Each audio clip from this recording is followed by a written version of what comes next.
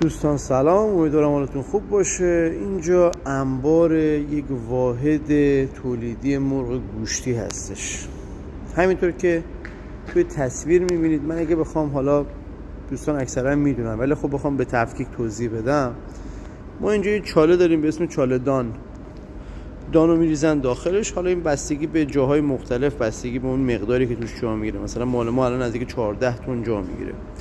یک بالابر داریم از داخل چاله‌دان به آسیاب، این میشه بالابر آسیاب. این دستگاهی که اینجا میبینید آسیابه، یک موتور همراه با تیغه‌های فراوان. از اون بالا حالا ذرت و سویا قبلا میریخت اون موقع که دانه به اصطلاح مش بود و اون با 3000 دور در دقیقه اون رو آسیاب میکرد و میریخت داخل میکسر. این قسمت مخلوط کردن دانه.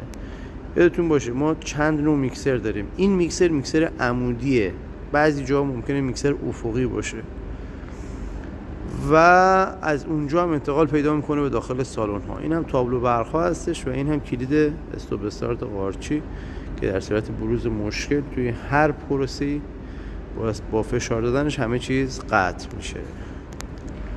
امیدوارم که این ویدیو به دردتون بخوره. مرسی که تا اینجا همراه بودید. ممنون میشم که منو سابسکرایب کنید. مرسی.